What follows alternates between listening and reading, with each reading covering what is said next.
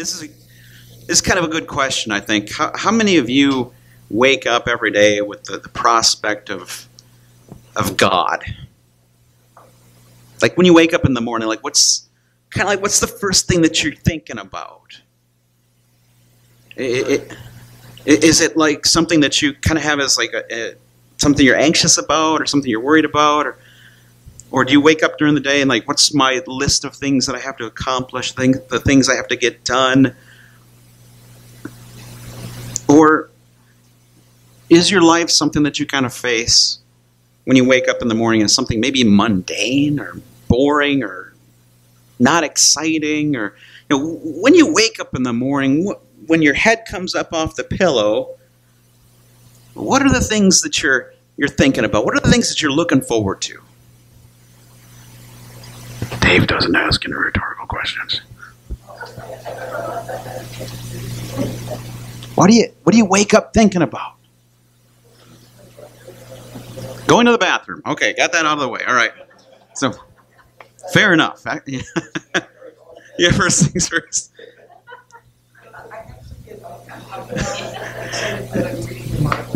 So Lynn was gifted with the Word of God, and she came up to me a couple weeks ago. She goes, "Dave, look at this. Look at this. I got this Bible. It was a gift. Somebody blessed me with the Word of God." I'm like, "Why is it still in the box? Gotta get that out of there. Wear that thing out, right?" A Bible that's worn out is usually carried by a life that isn't. Amen. What else? When you wake up in the morning, what are you thinking about? Work. Okay. Is that a good thing? No? Okay. Food. All right. That's good.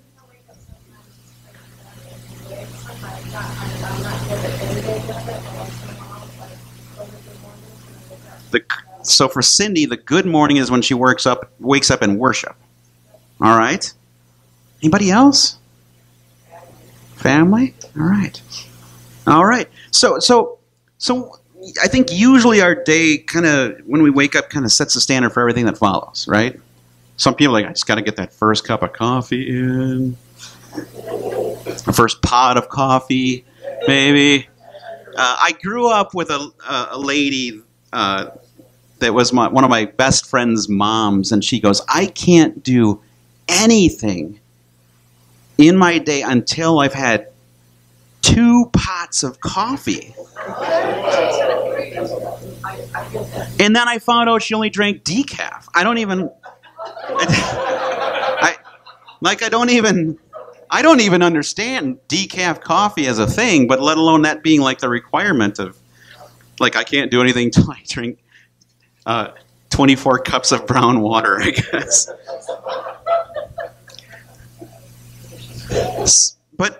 But like when you look at your day, or you look at your week, or you look at your life, when you start saying, these are all the things that my thoughts are consumed by, or these are the details of my life, or these are the things that I must accomplish, like, where does God fit into that? A lot of times I think we just say, well, he's in all things, so by virtue of him being kind of everywhere at all times and ever present, he must just kind of be involved to some degree, right? So he's never really left out. But how do we think about him? Or what do we think about him? Because I think a lot of people, and I think this is where people start looking at God and then kind of take that and how they view him and just kind of superimpose him like on his church. And I think a lot of people just kind of look at God as just boring. Anybody?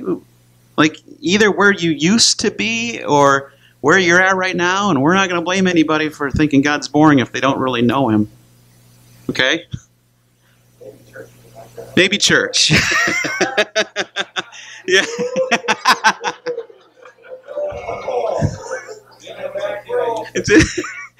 and Mark's preaching next Sunday, so. And just a little sidebar, I just want to tell you guys, we're extremely blessed to have Mark Donnelly here as an elder. He was there for a lot of people this week, me included, and he kind of propped me up in some ways that I think only God was equipping him to do. So thanks, Mark, for everything but that last comment. When you, oh, okay. Yeah.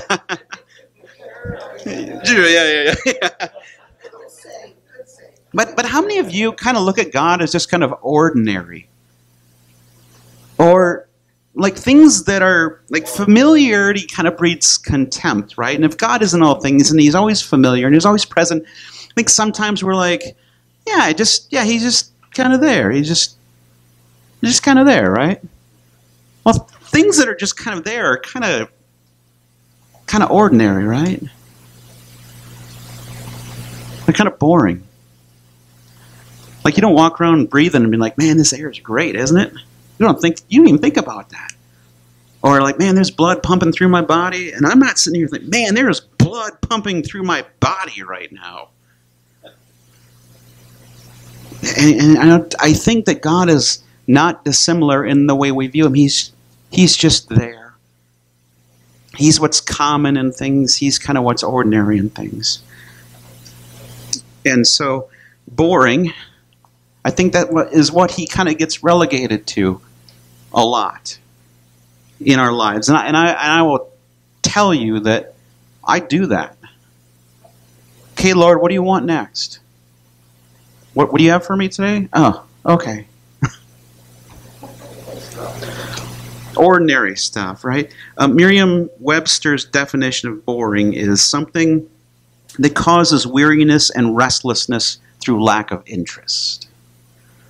Do we ever put God in that box of, I'm so tired of, I don't really have any interest. I have my own things, my own interests that I'm really pursuing. And I think a lot of times, and I'm not saying we hate God in this. I'm not saying that we don't think he is who he says he is. I just don't think we pay attention to it enough in ways that will actually see our life kind of crescendo in places where it's just kind of ordinary. Or looking to God in his power or his provision or his sustaining grace. Like I think he just does it and we just kind of go with it, and we don't really know what that would be like if he removed that. But at the same time, we're not really, I need to think on these things. Amen? But boring. Like that's maybe what we think of God. You know, when was the last time maybe you said, maybe you see this all the time, but when was the last time you said that, man, God is really good? Man, right now, like I heard Shirley say that this last week. When she and her family were saying goodbye to Shelley. Oh, God, the Lord is so good. Now, I heard Brother Dave say that a couple days ago when he was under the weight of some things.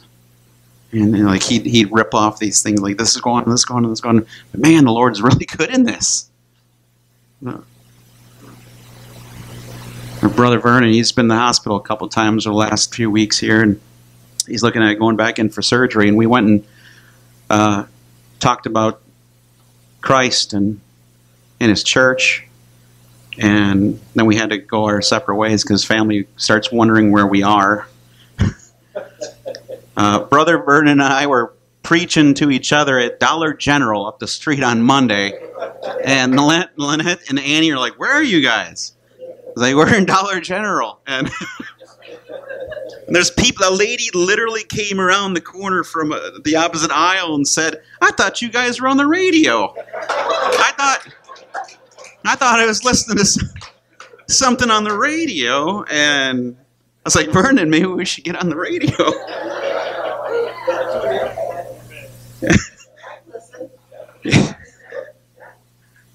Like that's a medium I can get behind, right?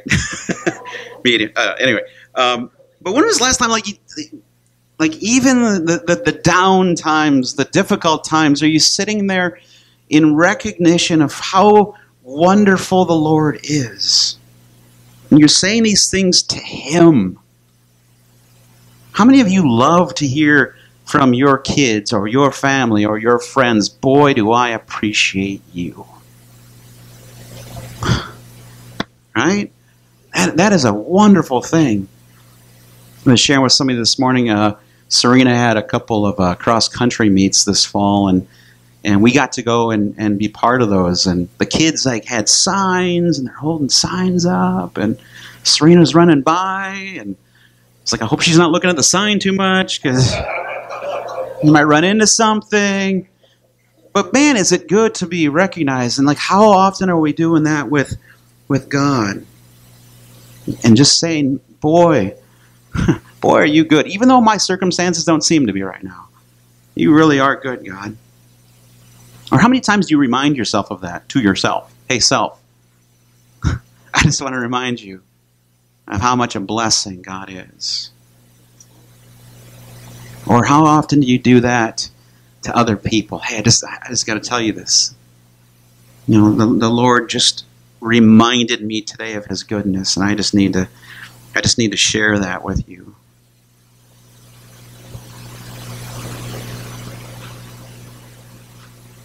Or is God is He just a subject that only kind of has good or bad implications to it, into our desired life experiences?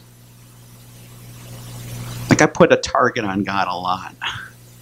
Man, why is He doing this to me? Why is God so unnecessarily unfair to me right now? And I stop thinking about who He is, and I start relying on what I think He's doing, which it's a pretty arrogant thing for me to think that I know exactly what God is doing all the time.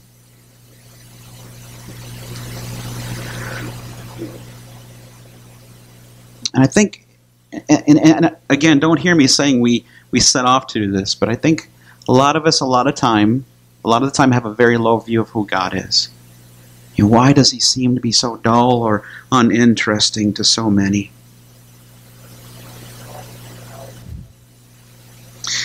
I'm always reminded of a C.S. Lewis quote.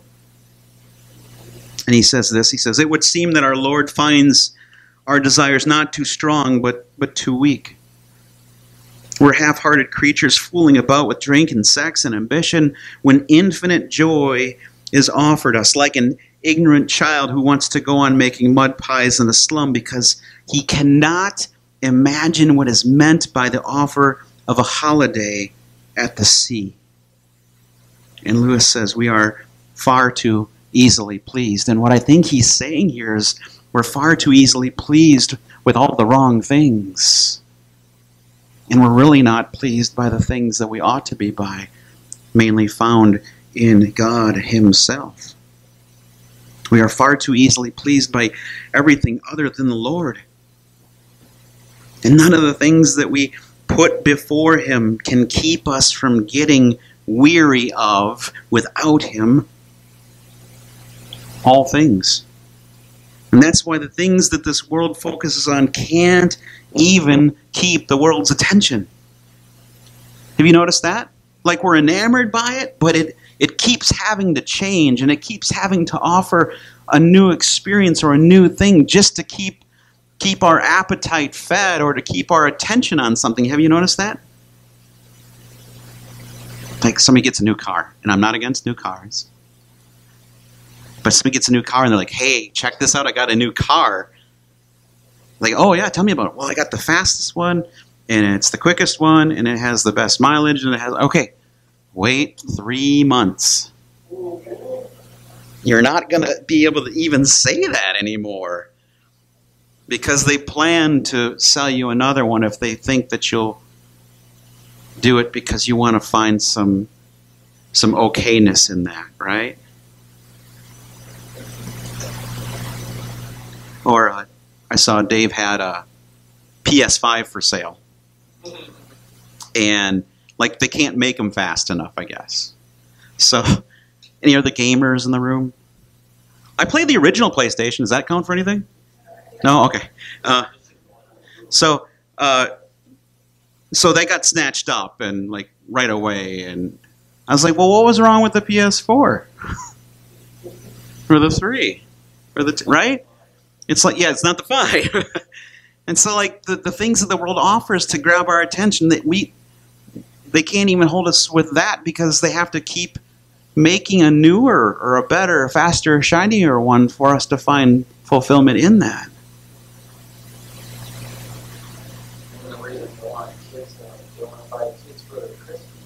They want to buy kids for their Christmas present? Oh, okay. Okay. Yeah. I thought we were going in a different direction there, Marshall. But we, like, it's so hard. It's so hard to get us to like to be centered and settled on something, and then we look at God and we say, "Is that why He's boring? Because He's not even like showing us that He's like new, like, because He doesn't change, right? So if something doesn't change, it must get like really old and outdated and outmoded, right? Kind of like if you have the original iPhone, it's a really nice paperweight that you paid a lot of money for a few years ago, isn't it? It'll power up, and you might maybe be able to make a phone call on it, but that's about it. So what about who God is in our approach to Him? And in Romans 11:33, Paul says, "Oh, the depth of the riches and the wisdom and knowledge of God, how unsearchable His judgments and His paths beyond tracing out." I can't even follow Him. Can't even keep up with Him. Man, look how wise He is. Look how knowledgeable He is. Look at how, I love this, how unsearchable His judgments. Why is God doing this? I can't really know, because He plays, 27D chess, right? How can I keep up with that kind of intellect? How can I keep up with that kind of all-knowing person? And if you're sitting here today, and if God has begun to seem boring or ordinary to you, it may be because you have forgotten how to uncover and discover more of Him in His Word, in His creation, in your own life. When you look in the mirror, do you ever say, that's an image of God right there? Vernon and I were talking about the sunset the other day. How many of you have seen some nice sunsets lately? I know Miss Michelle likes to take pictures of them. And Vernon and I were talking. I said, wow, that's pretty, because the sun was kind of going down and everything was kind of lighting up pinky and orangey and stuff like that. And Vernon and I were like, oh, that's pretty. And then we were talking. I was like, yeah, but we're looking at that through broken eyes in a broken world, and it's still beautiful. Right? Like what would that look like if we didn't have broken eyes and if we weren't in a broken world? What would that sunset look like at that point? And how much more would we be worshiping God for that beauty? Keep taking pictures, Michelle. That wasn't the rain on your parade. So, still beautiful. Still beautiful. Look at the sky.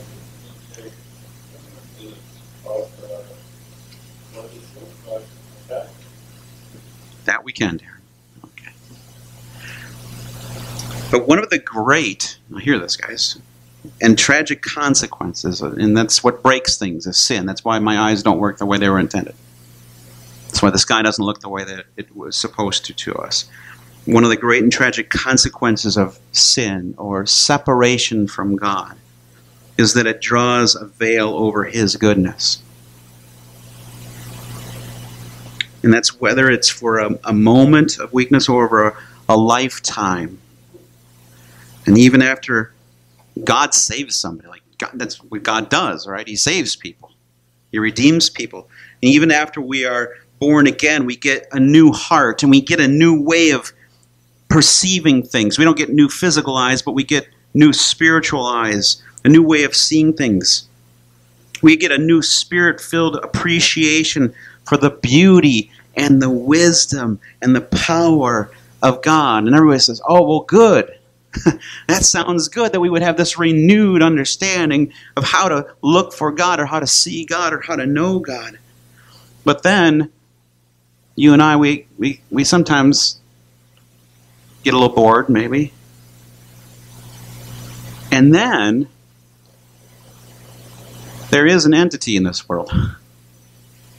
As much as we have kind of turned it into a cartoon or into something that we relegate as mythology, or perhaps that he doesn't exist, there is Satan that does everything he can to distract us from that glory of God and to convince us that God really is bland, simple, uninspiring, colorless. And because of his lies, many of us quietly, and this is serious, dread heaven, wanting any future or other than one of the endlessly being in the presence of the ultimate source of everything that is or can be good and perfect. Have you ever thought about that? Man, I wonder if heaven's going to be boring. There's a guy who came up to me one day at a church that we served at up in Superior. He says, Dave, I gotta ask you something, which never is like a good thing. It's never like, what would you like on your hot fudge sundae? More hot fudge? Yeah. It's not usually a good thing. I shouldn't say never, but it's not usually a good thing. And he says, Dave, I'm concerned because I'm worried that heaven, when I get there, is going to be boring. I said, well, tell me about that. What are you judging this by? I mean, you only say that one thing is boring as it is compared to something that isn't, right? Right? You have something that you're holding that up against. And he says, well, I really don't know. I just think maybe it will be. He's like, 10,000 years, and we're just beginning? Ugh. I said, well, tell me about your life before God right now. What do you think of being in the presence of God right now? He says, well, what do you mean? I said, right now. What do you think about being here, standing before a holy God that loves you and that is infinitely perfect and infinitely good and infinitely beautiful, infinitely providential in how he blesses you now and forever? And tell me about how you view that. He goes, give me something else, Dave. I don't quite understand what you're saying. I said, well, what do you think about being part of his church? He says, it's boring. I was like, you just took your experience of something that you're part of for like 1/168th of the week and said that must be how God is in my approach to him and to his church. And man, does that sound boring and dry and dull and stale. And Dave, I'm just kind of worried that I'm going to get to heaven and not even like the place.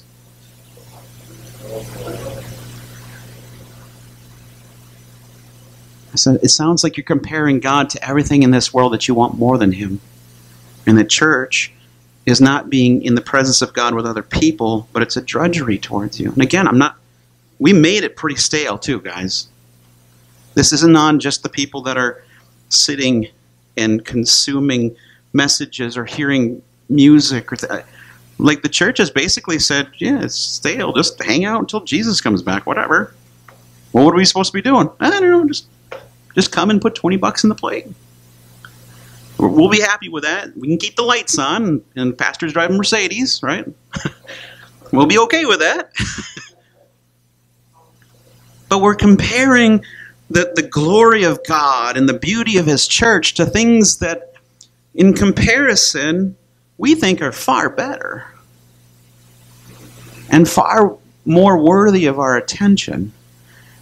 And woe to us, though, if we prefer the pleasures of this world to what is waiting for those who hope in God. And woe to us if God seems boring next to the blessing adventures and relationships of this life that we think are more important or more spectacular than he is. But his goodness runs and weaves through all that we love here on earth. And all the things that we're a part of should give us this clue or these hints at his vast and vibrant loveliness. Again, look at the sun setting. Look at the kids playing. Look at the good food we're going to eat here in just a bit. That points towards a good God that loves. C.S. Lewis also makes a point about our current working and striving to find things in this world that provide a permanence in their ability to provide without any fault. He says, if we find ourselves with a desire that nothing in this world can satisfy, amen? That's why we keep chasing after things, but yet we never really find the fulfillment that we know that we can get, right? He says, if we find ourselves with a desire that nothing in this world can satisfy, the most probable explanation is that we were made for another world. And who is already there? God. So if we're looking for satisfaction in something, and it's already provided for us now, as well as looking forward, why do we get so distracted? Why don't we just kind of look and just be in wonder? Or look at how good God is and like compare everything else to Him. Like the sisters talked about, like, I want to know Christ. And when I know Him the way that He revealed Himself to humanity, I count everything else as not only loss, but He says rubbish. We'll get into that another time. Because if I said the word up here that Paul meant to say, I'd be in trouble. But when we look at things in this world, how do we compare them to the glory of God or the goodness of God? Because when was the last time that food or drink or relationship or money or information was enough in one single expression for you to be satisfied? Right? It just isn't. And many of us simply cannot fathom a God who never changes and yet always surprises and satisfies us. How many of us are like, that's where I want to go right away when I'm perceiving anything. The God who never changes and yet always provides and sustains us. And He does so in such a way that He always will. After the Apostle Paul finishes explaining this, the unbelievableness of the sovereign purposes of God, in Romans 11, he holds up his arms in humility and wonder, and he says this, and we read the first verse a bit ago, but this is in Romans 11, 33 through 36. Paul says, "Oh, the depth of the riches of the wisdom and knowledge of God, how unsearchable His judgments and His paths beyond tracing out." Verse 34, "Who has known the mind of the Lord? Or who has seen His counselor? Or who has been His counselor? Who has ever given to God that God should repay them? For from Him and through Him and for Him are all things, and to Him be the glory forever. Amen." And the God of those verses is simply, now hear this, guys, the God that Paul is writing about, the God that we look around and we see Him everywhere in the created order, that God is simply incapable of boring us. Amen? That God is not even capable of having us, as we bear witness to who He is and as we approach Him and go before Him and pursue Him and love Him and know Him more, He's not in His capacity able to make us bored. He's unsearchable. He's mysterious. He's indescribable. He surpasses all our poor, thin, short-sighted expectations for beauty and pleasure. And if we are bored with God, not that if God is boring, because He can't be, but if we are bored with God, our hearts have been cooled. And it's by our own brokenness, not by any deficiency or limitation in him, because there is none. Or there's somebody that kind of keeps whispering in your ear, yeah, he doesn't really care about you that much, does he? If God really cared about you, he'd provide all your needs. That's one of the beauties of the songs. I'd rather have Jesus than what? Anything. But the devil comes calling, right? Yeah, you're not really fulfilled. You should move on. Or you can't really trust God to take care of you. You got to trust you. That's the Genesis 3, right? God's being stingy and he didn't tell you the truth and you can't trust him, so eat the fruit. Because they were bored with everything that God had given them except for that one thing. And then they got pushed over the edge by Satan in the garden, right? What did he say? God doesn't want you to eat this. Because he doesn't want you to be as smart as him. He doesn't want you to know what he knows. He's trying to hold you back. How boring is that? Right? And you don't want to be bored.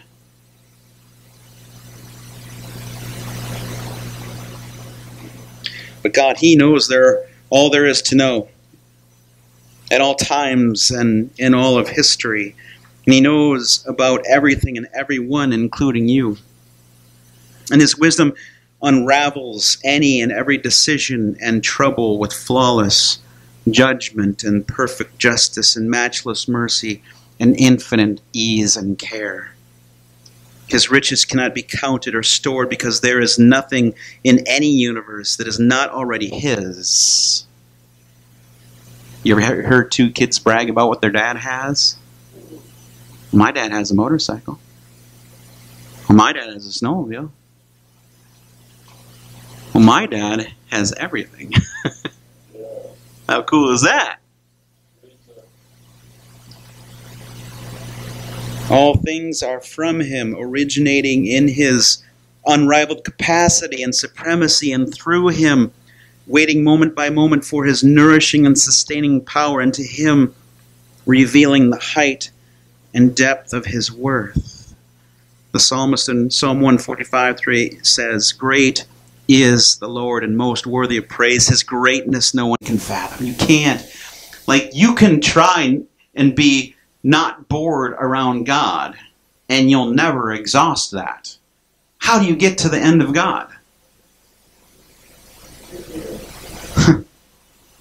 How can you know infiniteness? Did I just make up a word? Infinity. How do you know infinity, right? When you get to the end of infinity, what do? You add one, right? How can you exhaust knowing who God really is? And how much can you know of his power or his strength or his might? It cannot be exhausted. Great is the Lord and most worthy of praise. His greatness no one can fathom. Our God, as he really is, drowns any human imagination with awe. I love hearing some people at Dave's shop the other day talking about Legend of Zelda.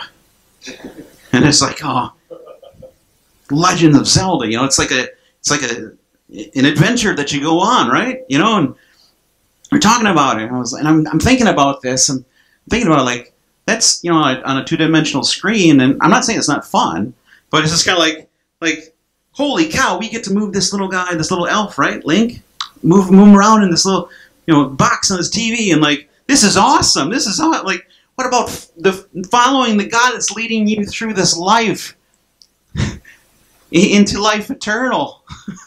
What about that? That's an adventure. How can that be boring when I can't even imagine God in his infinity of who he is? I can't even grasp that. How can that be boring?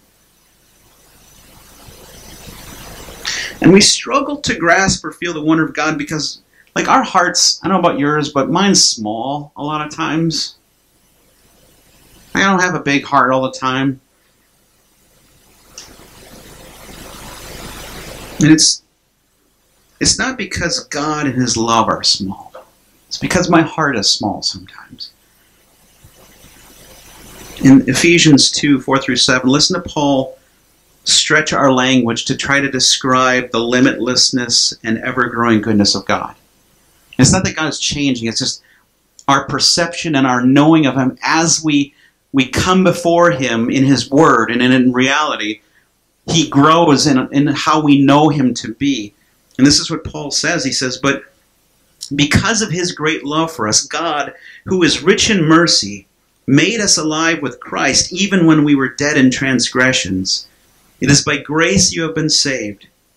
And God raised us up with Christ and seated us with Him in the heavenly realms in Christ Jesus, in order that in the coming ages, listen to this, guys, He might show the incomparable riches of His grace, expressed in His kindness to us in Christ Jesus. Did you hear that? Who is God? Rich in mercy. Does that sound boring? Rich in mercy. Great in love. Great in love. That's why I don't get bored with my wife that I've been with. In just a couple of days, it'll be the 25th anniversary of our first date.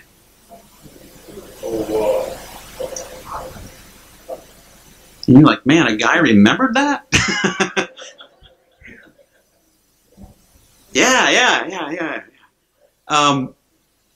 But I should know her better than anybody, right? Should I be the most bored with her than anybody then too? How could I be? She's great in love. How much more God? Amen? So He's rich in mercy. He's great in love. He's immeasurable in grace and kindness. I was watching this video the other day. It's the channel is something like That Was Epic or something like that. We have a bad understanding of epic, I think, in this world. But this guy was just going around with money in his pocket and just walking up to doors, knocking on them, and saying, "I'd like to pay your rent." And the people are like, "Well, what's the catch?" He's like, No catch. I just like to pay your rent. Is that okay? And these people are like, no, there's got to be something else going on. And he's he's legitimately doing it for his YouTube channel, but, you know, but the people were just like incredulous. Like, what is this? Why are you doing this? And like, there was, you know, it was publicity for the guy. He did something nice, but, you know, he was ultimately kind of doing it for him. But I watched the people respond to what he was doing to be generous to them, and they were just floored. They don't know the guy. They don't know his character. They don't know where the money came from, right? But they still receive, like, oh, this is amazing. I've been praying that God would provide something, or I didn't know how I was going to pay the rent, or this is so uncharacteristic of what usually happens in interactions with people, right? And people just walk up and say, "Hey, man, I'd like to give you $1,200. Not usually, right? Think about the kindness of God that said, "I'm going to give you life." I'm going to give you hope. I'm going to show you favor like you've never seen favor before. And this is the God in relationship. Like, God's not just abstract. He's letting you breathe. So, like, when I wake up in the morning, kind of going back to the beginning, I usually think, man, I woke up breathing today. The Lord has promised good to me, right?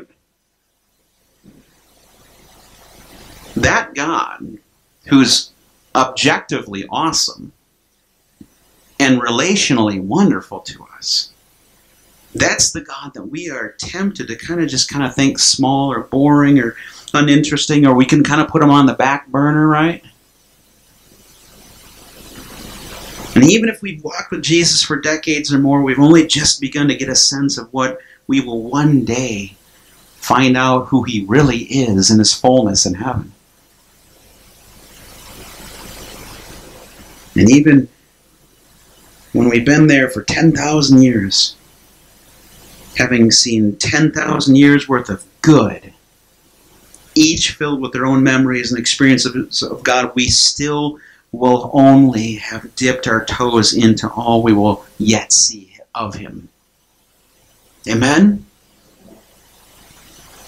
Infinitely loving, infinitely just, infinitely good, infinitely worthy of our worship as he loves our soul. Amen? Is that boring? Does that wake you up? Tomorrow morning when you get up, you're like, oh man, my back hurts. Or you wake up tomorrow and say, oh, the Lord woke me up today. Thank you. Thank you, God. And maybe the pain that I carry around is a result of what you've led me through in this life that you will ultimately take away. But even in that, God, I praise you, because if I didn't feel anything, I wouldn't be alive. I wouldn't be around here. You wake up and you're praising God because of who he is. He created you. He put you together special. Look around the room. Who's like you in here? We got some twins here that not close, right? I mean, not even close, right? God thought of making you. Isn't that cool? Shouldn't you be pretty stoked about that? You know why God made you to be you? So that you wouldn't be somebody else. Right?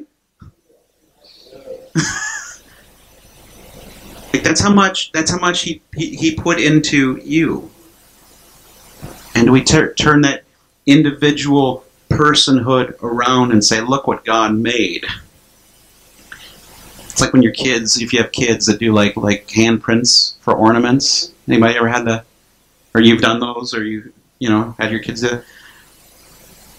Like you loved it because your child showed a result of their humanity to you in a piece of, what do they use, flour or something, and plaster. Yeah, don't stay in it too long. But you look at that and you're like, Daddy, Daddy, Daddy, look at this.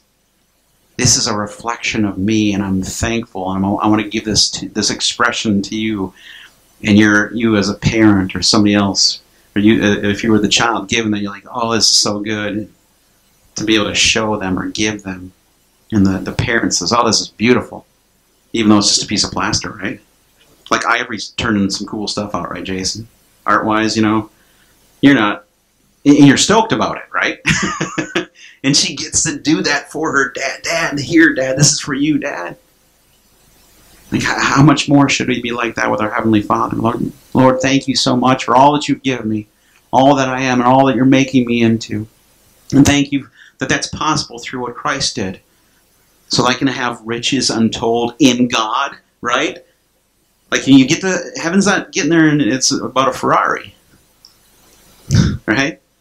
Heaven's about getting there, and they're saying, here's a crown, and what do? It's casting crowns, right? Dave and I were talking about band names, Christian band names the other day. Casting, right? Like this wasn't about me anyway. This is about my expression to the God that deserves my love and my affection because he made me.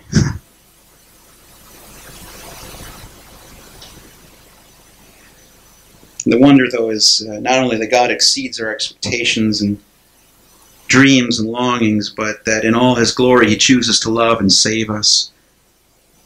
We're small, insignificant, defiant, and he finds us dead. Dead in our trespasses. But the life-giving, death-defying, world-spinning galaxy creating God saves those even that are bored of him. And why would a God of infinite holiness or infinite justice or infinite power, infinite love and mercy, infinite glory step down to resurrect and redeem people like us? They get bored with him sometimes, or all the time. Because he's not happy just to be immeasurably gracious and kind. He wants to show just how gracious and kind he is. A grace and kindness beyond counting, and we will trace the threads of his love for us for all of eternity. with thrilling and fulfilling views at every turn and still never find an end to it. Never. Amen? And that never is as liberating and exhilarating as any word in our language. We can't express it, right? The Bible even says you won't be able to talk about this in its fullness. Knowing that God will only ever get better, even on the other side of sin and death, when we come face to face with Him. That frees us to learn and enjoy all we can of Him today and every day He gives us.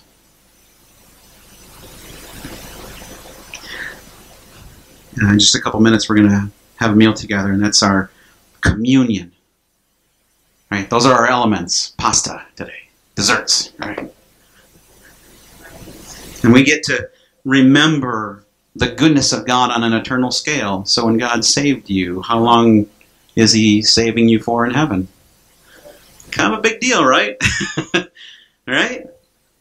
And so there's a celebration and a worship of God through all of eternity for that. But we get to do it right now too. We get to celebrate the fact that we have been raised with Christ. And when we celebrate this meal and when we think of God and His grandeur, we get to set our hearts on things above where Christ is, seated at the right hand of God. So we set our minds on things above and not on earthly things. And when we take the meal and we remember how He gave of Himself for us, we get to trust in the Lord with all of our heart and lean not in our own understanding. And some of us might be coming before Him today kind of in some weakness. But in Matthew 11, Jesus says, "Come to me, all you who are weary and burdened, and I will give you rest. Take my yoke upon you and learn from me, for I am gentle and I am humble in heart, and you will find rest for your souls. For my yoke is easy and my burden is light." And so today, remembering the glorious gift of God today, as He invites us continually into a forever relationship with Him through Christ's finished work on the cross. We're going to eat a meal together here shortly, and I pray that we remember who we are, because we know who God is. He ain't boring. Amen? He is not boring. So I'm going to invite the sisters to come up and close us in a song, and then we're going to have a word of prayer, and then we're going to eat together.